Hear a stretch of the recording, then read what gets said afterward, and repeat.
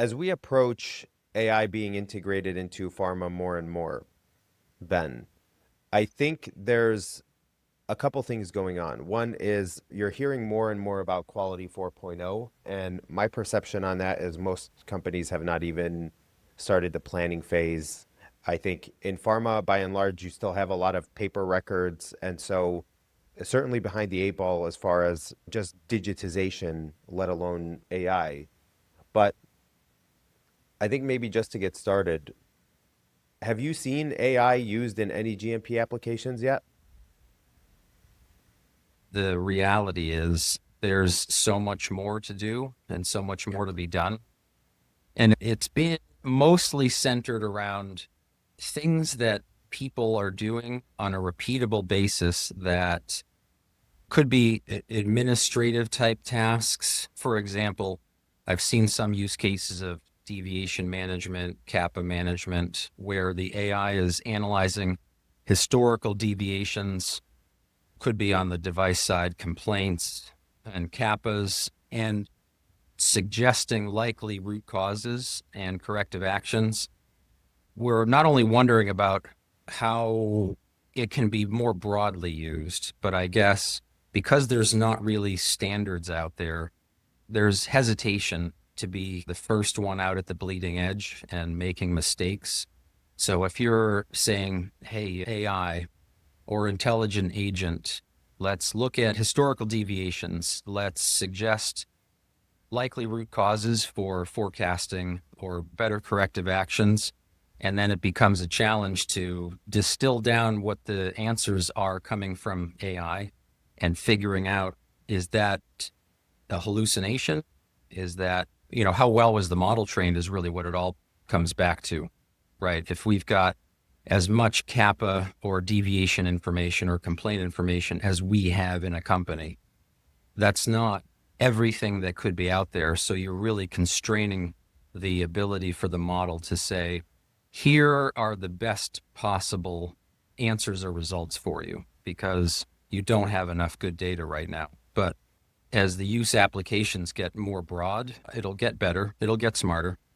Even the suggestion part still involves some kind of human interaction. Like it's still not at the point that you would allow it to formalize that root cause or anything without having some kind of check. So those things I look at as maybe more ghostwriting-y. I don't know if I'm looking at it appropriately. I know it certainly has an impact because, when if that's what's authoring an investigation, you're editing the output. So it definitely has a significant impact. I'm just saying you can pull the plug, in other words, not approve it.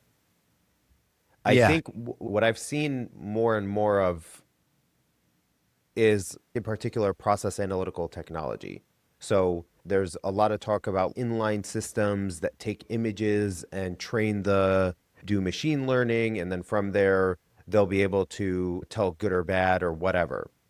Um, and those for me are a little bit more concerning, as I used to work with some design engineers who used to be draftsmen, like actual draftsmen, where they would design a mold tool on paper with their protractor or whatever. Mm-hmm. And, T they square. would, yeah, exact T square, exactly. So I saw them as they came into some later evolutions, like they were already using CAD for 15 years or something like that by the time that I started working with them. But there was still a little bit of get with the times, learn about what is new, and not everything is so fearful. But with this particular area, I do feel like validation becomes all the more important because what you're working against is something that works. And Mm-hmm. so to replace it with something that's questionable, you almost have to validate its equivalence, or it's kind of like drawing a really bad parallel here, but like a BABE study for a biosim, or you understand what I mean? Yes. Yeah. Yeah. Well, yeah, in the PAT example, it's a good one because there's a lot of investigation now into making real-time batch release decisions. So having AI models analyze real-time process and test data and then recommend or automate batch release decisions. And in particular, those in continuous manufacturing environments to say, because of what's been trained in the model, like we talked about earlier, and what the system is evaluating right now, this batch is okay to be released, right? It becomes very difficult to validate what it's doing. And that's one of the challenges the FDA has in particular because of the algorithmic opacity. We don't know what goes on inside the AI or the machine learning or the deep learning black box, and it's coming up with a decision.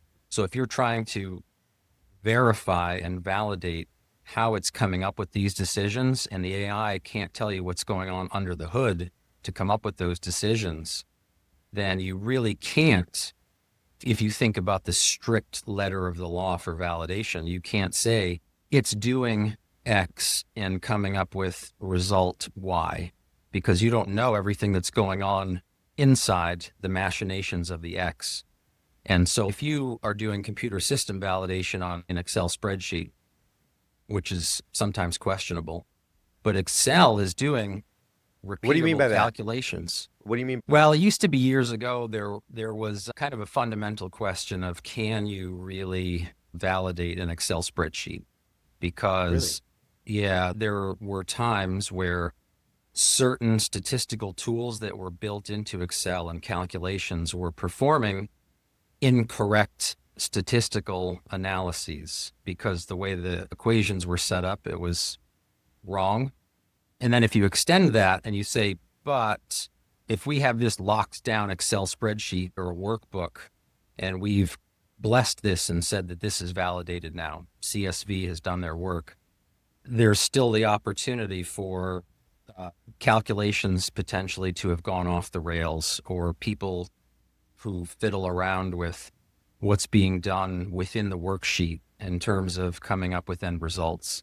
You'd really love to do CSV on systems where there's a high degree of potential data integrity, right? If you enter information into this QC lab test repository, you've run an assay, you enter the results, and then the system is basically at that point locked. So you can't go back and correct the results, and you can't change what that platform is doing with the results in order to have an output of all of these assays, sample testings that were run. Then you could say, because there's no ability to intervene in this on the back end, then we can consider this to be appropriately validated. But anytime there's the opportunity to shift around data fields, change equations, it becomes very difficult to say what we've blessed as validated is therefore doing the same thing every time. Yeah, yeah, understood. And so you end up getting into conversations about what is a lockdown spreadsheet. And so just for Yeah. clarity, the systems that you're talking about for QC are like LIMS systems. Yeah. When it comes to continuous actually, let's back up for a second. With the process analytical technology, um, anything that when you're looking at, there's often this misconception that, oh, there's a release test, like a sterility test, which takes a week to 2 weeks sometimes to get results. And then you can do inline CCI, like a HVLD or whatever. There's multiple different kinds that you can do. Yes, you are testing similar tests, but it's not a like for like. There is a level of test resolution is maybe the incorrect word.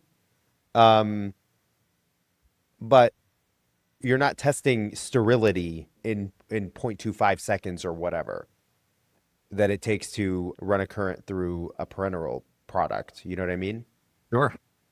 And so that boils down to, what exactly are you measuring? It could be another AI use case is helping to interpret PAT data. So like if you have NIR spectroscopy data and you're trying to control your quality attributes in real time based on that, that's but one supremely narrow parameter, but there are all these other ones. And sure, the model could support layering 5, 10, 15, 20 other attributes in there. But unless you do that, it's only looking at what it can look at.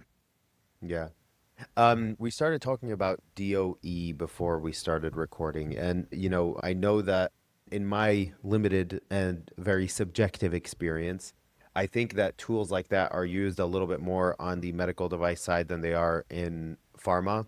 it almost feels like when somebody brings up DOE in a pharma context, like in conversations that I've had in industry, it's almost looked at as this like, wow, what a novel tool that we have here. And it's I don't want to say table stakes, but on the medical device side, I'm wondering because you were just mentioning factors that maybe people didn't think of as potentially contributing factors.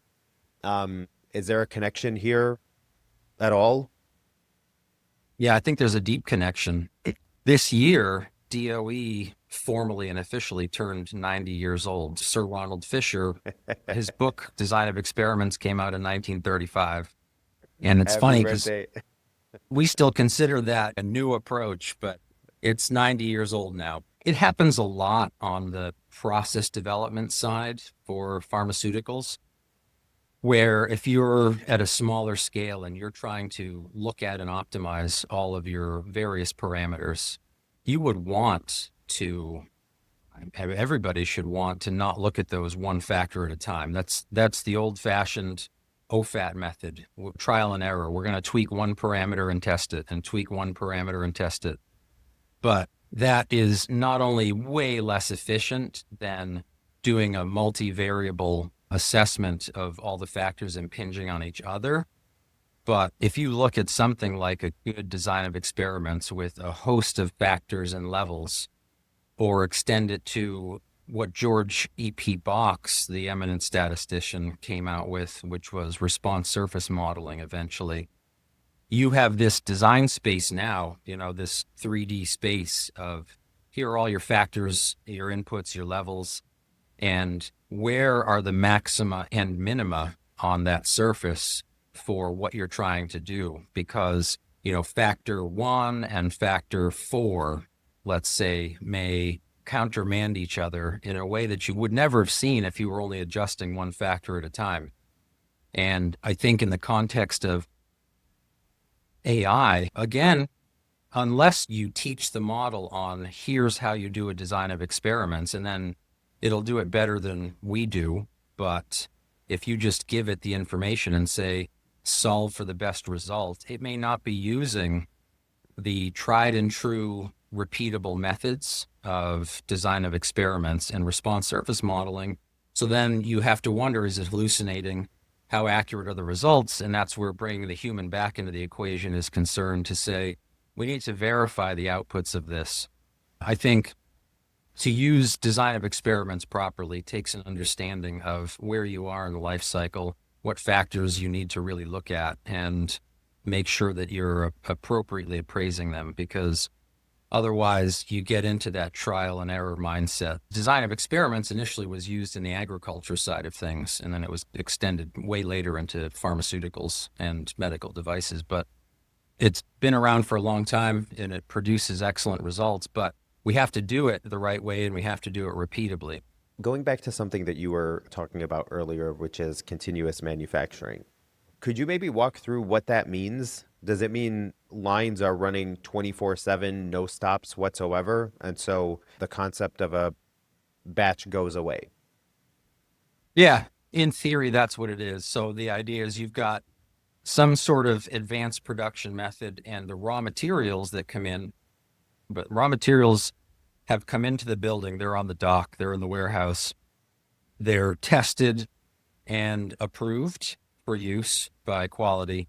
Then they're continuously fed into this integrated production line, and the process runs, and you've got finished products coming out, and it's a presumably seamless flow. So in order to do that, you also don't have the kind of stopping rules and quality checks that you would in traditional batch manufacturing. So as this is going through the process, you don't say, we're going to take a manual sample here and test it, and then if it's okay, we move it on. Because in a real continuous manufacturing process, it's enabled by PAT, and what's flowing through is continuously monitored, and then it goes back to the right process, produces the right results. If everything was designed with the appropriate critical quality attributes, and your measurement systems are designed with the appropriate resolution to be able to see that what you have at each step, they're the right factors you're measuring, they're within range, then what comes out, you can, of course, still do your final product testing as a requirement, but it should be less guesswork, right? We'd love to get to the point where there's not a model of hope anymore in the industry where you say, we're doing final product testing. Does it have the appropriate yield, potency, purity, right? Is it characterized correctly, right? It's the right molecules. That shouldn't be, unless we hear otherwise by exception, the resulting product is what we expected it to be. So one of the things that was interesting to me when part four came out on the drug device combination product side is forget the streamlined approach for drug lead where you have 210 to 11 as the basis and then you're adding, if you flip it and you look at the device lead QMS, one of the elements that is highlighted is the calculation of yield because that part is not an element that's a requirement in 820. And I personally never worked in a 820 based where you add on the 210 to 11. And I'm wondering, could you maybe the calculation of yield, you listed it as almost like a release criteria. Is it a read only or is it like you actually would fail a batch because of poor yield? Well, it depends on what it is. You should have a target level, and then you're looking at percent yield as your actual yields divided by the theoretical yields. And When we're saying yield here, like we've already segregated out the bad, right? Through IPC or whatever. yes, Yeah. So you know what you have. You're left with a set of theoretically good product. But maybe walk through the theoretical versus actual yield. yeah, you want to make sure that based on your balanced chemical equation and your batch size, that what you're getting in your actual yield versus your theoretical yield is as close to 100% as possible. And not only because of waste, but because what it calls out is opportunities more upstream in the process for things to have gone wrong. So let's say you expected a 98% yield, and when you are doing your test, you have 90% or 87%. That then should beg the questions.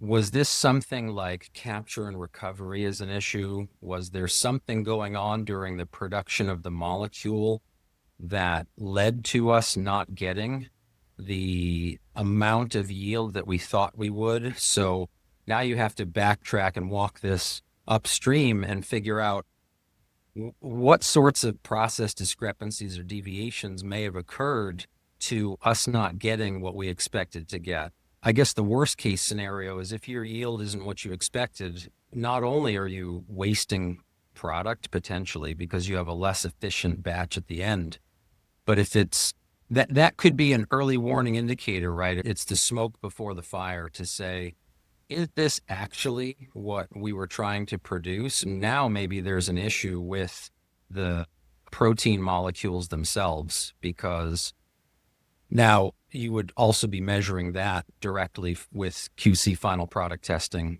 This would give you maybe some cause for concern and pause to ask, what could have gone wrong or differently because we're not anywhere near our theoretical yield. And so there's some sort of process problem. And the theoretical yield, is it, how do you look at that as an aggregate? Is there guidance in terms of what the expectation is? So let's say you have basic setup where you're doing, let's use a really basic example where you have a line, a site is receiving bright stock product and unlabeled filled product, and all they're doing is some kind of assembly and labeling in the case of combination product. Yeah. Are you calculating the yield on line one and then on line two? And let's say assembly and labeling are two different pieces of equipment, two different lines, technically speaking. They flow into each other. Are you looking at the yield from one, looking at the amount of rejects in line, and then looking at line number two and the amount of rejects in line and saying it's 90% here or 90% here? Oh, I see what you're saying. Yeah. So it's the ratio of input materials to the output products. So you're looking at how much has gone in Okay. versus how much you're getting out. Okay. A probability calculation. Yeah. In other words, I put in a million labels and a million vials into this production campaign and I got out 900,000. That means my yield is 90%. Yeah, in that case, right. And it could be on the tableting side. So you've gotten tablets now, they're moving through, they've been compressed, they're going to packaging, and you have your expectation is, let's say, 100 kilograms. And now after your coating step of the tablets, you've got, I don't know, 95 kilograms. And then so that's the gap, right? So now you have 5 kilograms relative to the theoretical, and you ask, where did the extra mass go?